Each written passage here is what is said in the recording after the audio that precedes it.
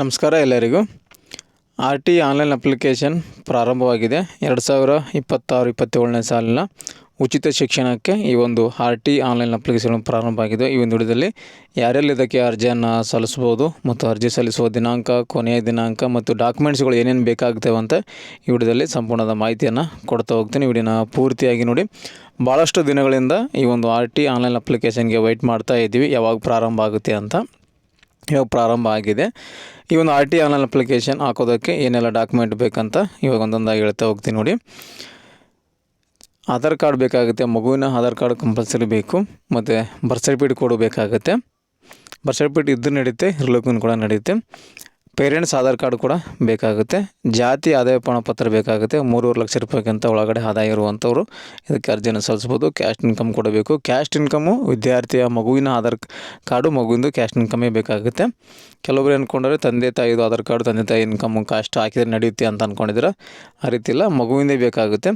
ಮತ್ತು ಅಡ್ರೆಸ್ ಪ್ರೂಫಿಗೆ ನಿಮಗೆ ration card ಕೂಡ ಕೊಡ್ಬೋದು, ಅವಕಾಶ ಇದೆ. ಮತ್ತು ಆಧಾರ್ ಕಾರ್ಡು ಕೂಡ ಅಟ್ಯಾಚನ್ನು ಮಾಡ್ಬೋದು. ಮತ್ತು ಮಗುವಿನ ಒಂದು ಫೋಟೋ ಕೂಡ ಬೇಕಾಗುತ್ತೆ.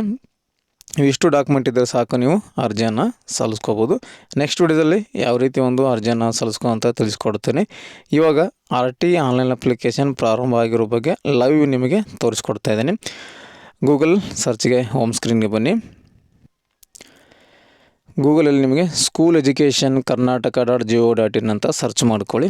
ಇದನ್ನು ನೋಡ್ತಾ ಇದ್ದೀರಲ್ಲ, ಇದು ಅಧಿಕೃತವಂಥ website. R T online application ಹಾಕೋದಕ್ಕೆ ಇದೇ ವೆಬ್ಸೈಟ್ನಲ್ಲಿ ಅರ್ಜಿಯನ್ನು ಸಲ್ಲಿಸಬೇಕು.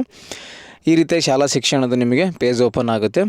ಇದರಲ್ಲೇ ಕೆಳಗಡೆ ಸ್ಕ್ರಾಲ್ ಡೌನ್ ಮಾಡ್ಕೊಳ್ಳಿ.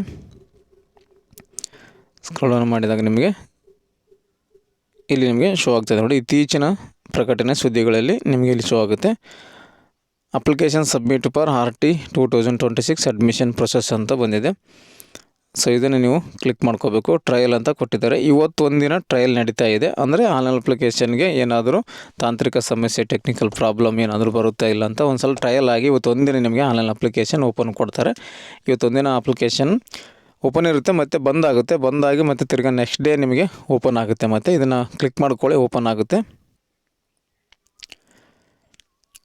ಕ್ಲಿಕ್ ಮಾಡಿದೆ ನಿಮಗೆ ಈ ರೀತಿಯಾಗಿ ಬರುತ್ತೆ. ಅಂದರೆ ನಿಮಗೆ ಯಾವ ರೀತಿ ಆನ್ಲೈನ್ ಅಪ್ಲಿಕೇಶನ್ ಓಪನ್ ಆಗುತ್ತೆ, ಇವತ್ತು ಅದೇ ಥರ ಓಪನ್ ಆಗುತ್ತೆ. ಒಂದು ದಿನ ಮಾತ್ರ ಇವತ್ತು ಟ್ರಯಲ್ ಆಗಿ ಇದನ್ನು ಆನ್ಲೈನ್ ಅಪ್ಲಿಕೇಶನ್ ಬಿಟ್ಟಿದ್ದಾರೆ. ಮತ್ತು ನಾಳೆಯಿಂದ ನಿಮಗೆ ರೆಗ್ಯುಲರ್ ಆಗಿ ನೀವು ಅರ್ಜಿಯನ್ನು ಸಲ್ಲಿಸ್ಕೋಬೋದು. ನಾಳೆಯಿಂದ 1 ತಿಂಗಳವರೆಗೂ ನೀವು ಅರ್ಜಿ ಸಲ್ಲಿಸೋಕ್ಕೆ ಅವಕಾಶ ಇರುತ್ತೆ. ಅಪ್ಲಿಕೇಶನ್ ಹಾಕಿ ನೋಡಿ, R T 2026 application submission process trial application will not be considered ಅಂತ ಕೊಟ್ಟಿದ್ದಾರೆ. ಈ ಒಂದು ಅಪ್ಲಿಕೇಶನ್ ನೀವು ಹಾಕ್ಕೊಂಡ್ರೆ ಇದನ್ನು ನಾವು ಕನ್ಸಿಡರ್ ಮಾಡೋದಿಲ್ಲ ಅಂತ ಕೊಟ್ಟಿದ್ದಾರೆ. ಇವತ್ತು ನೀವು ಹಾಕೋಕ್ಕೆ ಹೋಗಬೇಡಿ. ಇವತ್ತು ಒಂದಿನ ಬಿಡಿ, ಅಥವಾ ನಾಳೆ ಒಂದಿನ ಬಿಡಿ, ನಾಡಿದ್ದು ನೀವು ಅಪ್ಲಿಕೇಶನ್ ಹಾಕ್ಕೊಳ್ಳಿ. ಯಾಕಂದರೆ ಸರ್ವರ್ ತುಂಬಾ ಬಿಜಿ ಇರುತ್ತೆ. ಸ್ಟಾರ್ಟಿಂಗ್ ಇವತ್ತು ನಾಳೆ 2 ದಿನ ಬಿಜಿ ಇರುತ್ತೆ. ಹಾಗಾಗಿ ಇವತ್ತೊಂದಿನ ಟ್ರಯಲ್ ಕೊಟ್ಟಿದ್ದಾರೆ. ನೀವು ನಾಳೆ ಅರ್ಜಿನ ಹಾಕ್ಕೋಬೋದು. ಕನ್ಸಿಡರ್ ಮಾಡಲ್ಲ ಅಂತ ಕೊಟ್ಟಿದ್ದಾರೆ. ಹಾಕ್ಕೊಂಡ್ರು ಕೂಡ ಒಂದಿನ ವೇಟ್ ಮಾಡಿ ನೋಡಿ. Does chilled has an Aadhaar I D ಅಂತ ಕೊಟ್ಟಿದ್ದಾರೆ. ಮಗುವಿನ ಆಧಾರ್ ಕಾರ್ಡ್ ಇದೆಯಾ ಇಲ್ಲ ಅಂತ ಕೇಳ್ತಾ ಇದೆ. ಸೊ ಇದನ್ನು ಕ್ಲಿಕ್ ಮಾಡಿಕೊಂಡು ನೀವು ಅಪ್ಲಿಕೇಶನನ್ನು ಮುಂದುವರಿಸ್ಬೋದು. ಅಲ್ಲಿ ಎಸ್ ಅಂತ ಕೊಟ್ಟರೆ ನಿಮಗೆ ಆಧಾರ್ ಕಾರ್ಡು KYC ಪೇಜಿಗೆ ಓಪನ್ ಆಗುತ್ತೆ. ಅದಕ್ಕಿಂತ ಮುಂಚಿತವಾಗಿ ಚೂಸ್ ಡಿವೈಸ್ ಅಂತ ಕೊಟ್ಟಿದ್ದಾರೆ. ಮೊಬೈಲ್ ಆಗ್ತಾಯಿದ್ದಾರೆ ಅಥವಾ ಡೆಸ್ಕ್ಟಾಪ್ನಲ್ಲಿ ಆಗ್ತಾಯಿದ್ದಾರೆ ಅಂತ ಕೇಳ್ತಾ ಇದೆ. ಸೊ ಮೊಬೈಲಲ್ಲೂ ಕೂಡ ಅರ್ಜಿಯನ್ನು ಸಲ್ಲಿಸ್ಕೋಬೋದು.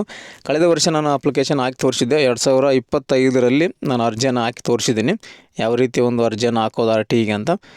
ಸ್ವಲ್ಪ ಚೇಂಜನ್ನು ಮಾಡ್ತಾರೆ. ಪ್ರತಿ ವರ್ಷ ಸ್ವಲ್ಪ ಏನಾದರೂ ಒಂದು ಚೇಂಜನ್ನು ಇಟ್ಟಿರ್ತಾರೆ. ಸೊ ಈ ವರ್ಷ ಕೂಡ ಒಂದು ನಿಮಗೆ ಅರ್ಜಿಯನ್ನು ಹಾಕಿ ತೋರಿಸ್ತೇನೆ. ನೆಕ್ಸ್ಟ್ ವಿಡಿಯೋದಲ್ಲಿ ಈ ಒಂದು ಆರ್ ಟಿಗೆ ಯಾವ ರೀತಿ ಒಂದು ಅರ್ಜಿಯನ್ನು ಹಾಕಿ ನಿಮಗೆ ತೋರಿಸ್ತೀನಿ. ಮೊಬೈಲ್ ಮುಖಾಂತರ ನೀವು ಅರ್ಜಿಯನ್ನು ಸಲ್ಲಿಸ್ಕೋಬೋದು.